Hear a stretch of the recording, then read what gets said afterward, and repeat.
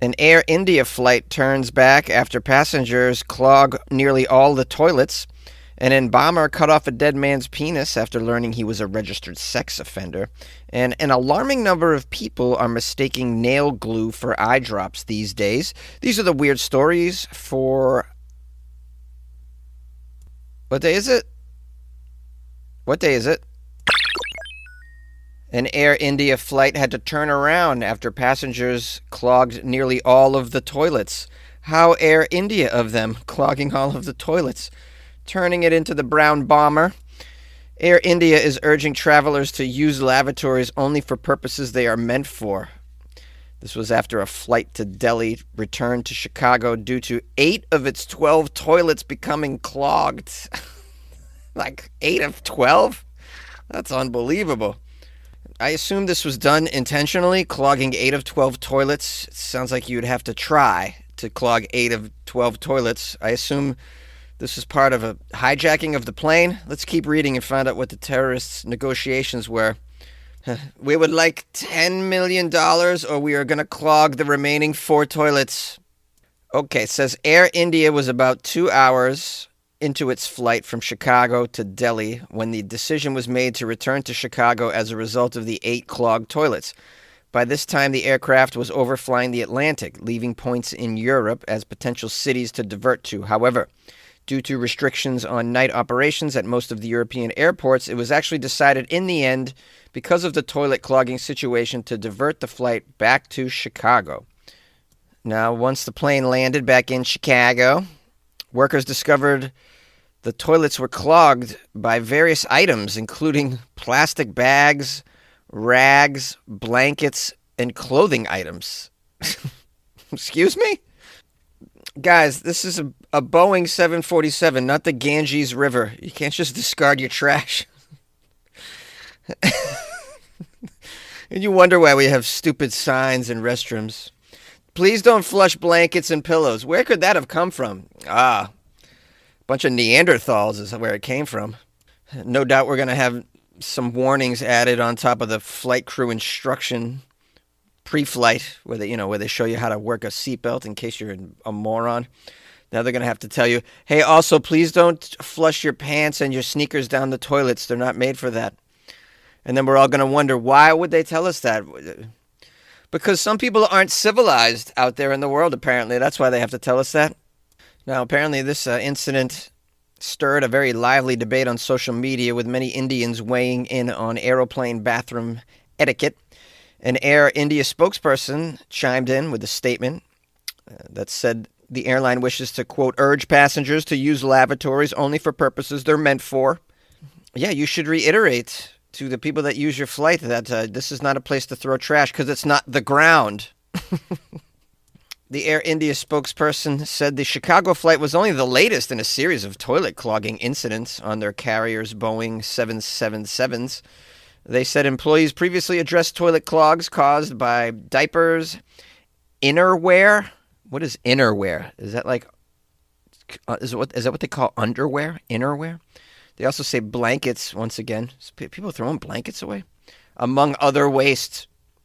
I mean, I don't know how you even begin to throw these things in a toilet and expect a good outcome.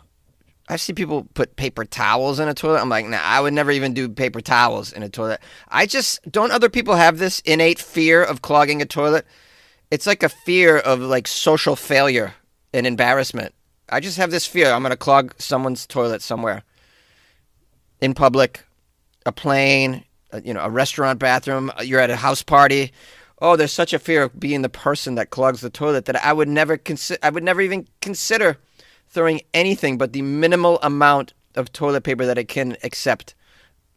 It just baffles me as insane that there are people out there who think, you know what, I'm just going to flush my socks, hope for the best. The article ends by saying the passengers on that Chicago-Delhi flight, which will forever be known as the Great Toilet Clogging in the Sky 2025, the Mile High Clogging Club of 2025, these passengers were provided with alternative flight options and hotel accommodations. I guess we'll have to wait and see what sort of damage they did to the toilets in those free hotel rooms. An embalmer cut off a dead man's penis after learning he was a registered sex offender. This story is probably not for the faint of heart. Going to be a little morbid. We're talking about the removing of a dead man's penis here, and I'm not into the story yet, so I have no idea what happened to it. So this could be bad. Just giving you guys a heads up, all right? The story's out of Houston, Texas. A licensed embalmer is facing charges after officials say she cut off a dead man's unit with a scalpel after finding out that he was a registered sex offender. Oh, I wonder if she herself at one point was a victim of a registered sex offender, and so she was triggered. I don't want to make excuses for her. This is kind of crazy to do something like this. Some would probably argue that she deserves an award, but, it's a day late and a dollar short. Now, we have here a 34-year-old Amber Loudermilk. She's charged with felony abuse of a corpse for the incident that took place at the Memorial Mortuary and Crematory. I almost said creamery. No, not a creamery, Jonesy. Not even close. Officials say that Amber cut off the genitalia of Mr. Charles Roy Rodriguez, age 58, who was apparently a registered sex offender in the area. Okay, it says Amber then allegedly, oh boy. Okay, she well, sit down for this, guys. You want to be seated when you hear this. She then apparently stuffed the man's genitals into his mouth before his cremation. Wow. Okay, girl. Tell me how you really feel. Now, it says, according to witnesses, Amber, there was witnesses? Amber, what are you doing? If you're going to do this sort of thing, make sure there's no witnesses. I'm not saying to do it, but if you're going to do it, you can't have witnesses. What, did they shoot a TikTok video of her cutting off his junk and putting it in his throat? This is crazy. According to witnesses, Amber did it after learning Rodriguez was a registered sex offender. A charging document also states Amber was in the presence of an embalming student at the time. A student was there. Lady, what are you doing? This student was present. I'm sure the student didn't expect that. That wasn't in the old embalming 101 textbook. Man, this is so crazy. Amber allegedly told the trainee, quote, she told the trainee, quote, "You didn't see anything." Yeah, no, you didn't see anything. Of course not. You didn't see me cut off genitals and shove it in a dead man's mouth. Wow. I mean, I don't know how you unsee this once you see this. This is like, this trainee is going to need therapy after this. And maybe question their career choice, I'd imagine. I mean, there's got to be a lot going through that trainee's mind at that moment. Maybe like, when you leave work that day, call some other crematoriums and ask them if this is a normal protocol when you get a sex offender under your roof. And Timmy, write this down. Whenever we get someone in here that was found guilty of bestiality, that's when we feed their genitalia to a dog. Now it says here that Amber is no longer employed, and she is charged with felony abuse of a corpse, as I said earlier. State officials are seeking to suspend or revoke her license entirely. The local constable named Alan says that he hopes Amber gets the help that she needs. Here's a quote from him. "I don't know the suspect's past, but we have the utmost empathy for anyone who has been the victim of a sexual assault or is the family or friend of someone who has been the victim of a sexual assault. The facts clearly indicate she was angry, and I hope after this is resolved in the courts, she gets the help that she needs." Yeah, I mean, the constable's probably onto something here. My guess is she's had herself incident or maybe more than one incident of sexual assault and that it really triggered her. Perhaps she got some relief from this activity. Maybe it was therapeutic in some way. Still, she went about it completely wrong in front of other people. And, obviously it's a felony. There are other ways to get help for this when you have anger issues. I mean, you're certainly not going to thwart future sex offenders from their activities. Sex offenders are going to sex offend. That's what they do. I mean, unless you put the genitalia into another live sex offender's mouth as a warning, then maybe it could be effective. in preventing a future sex offense.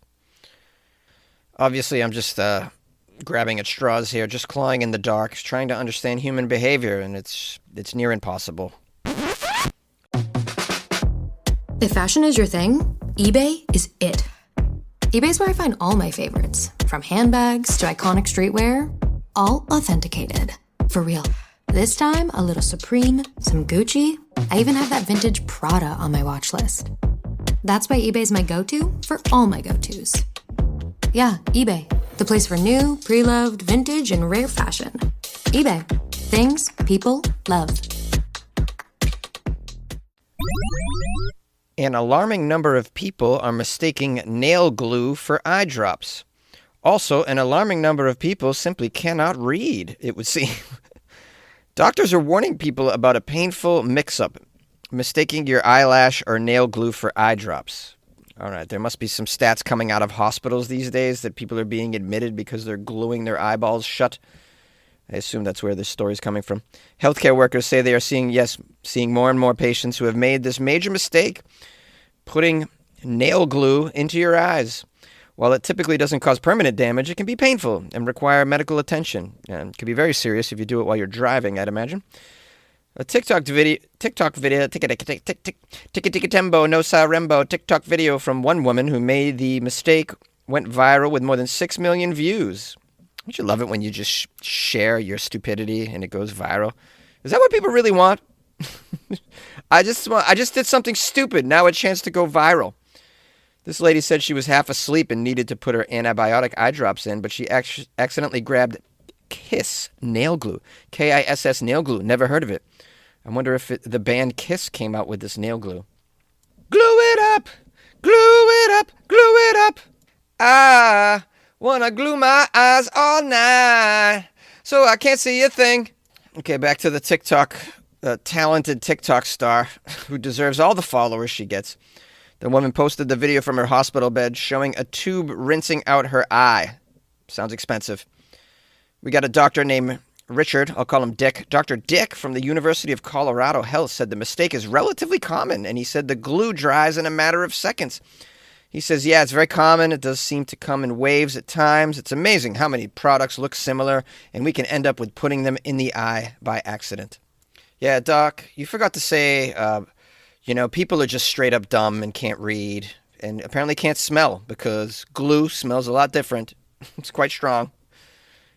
I mean, these are the people that need the signs in the bathroom that say, don't flush your tablet down the toilet and on the airplane. I almost couldn't get that out. Now, the doctor says that these bottles are of similar size, and if someone is distracted or can't see well, the mistake could easily be made. Here's what the doctor suggests, okay? This is how you avoid this. This genius is going to tell us right now. The doctor that get paid a lot of money, these doctors get a lot of money to golf and to, educate us. The genius here says he suggests people read the labels out loud before using them and to store the bottles in different places to avoid mix-ups. Wow. Jeez, this guy should be appointed into Doge. Or at the very least, Air India should reach out to this guy for some solutions on how to stop the toilets from being sky-clogged. Now, if you do happen to squirt a little glue in your eye, the doctor has some steps to follow to avoid damage. He says, we really encourage you, if you can get to a sink, try and wash it out. Wow, wash it out. I would have never thought to do that. Try to loosen your lashes. There are times when we have to cut the lashes if they're glued together, sadly. And there are times, if it's on the eye itself, we have to gently kind of scrape it or peel off the glue. Can you imagine getting glue peeled off your eyeball? That sounds like a nightmare.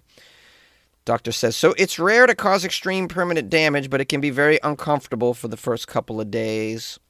Well, that's the end of the article, guys. No statistics on the number of hospitalizations from this. I thought we'd get down and dirty with some stats. I like to provide stats. I like to teach people on here. I could have probably skipped this one. I don't think we learned very much, except for dumb people are doing this.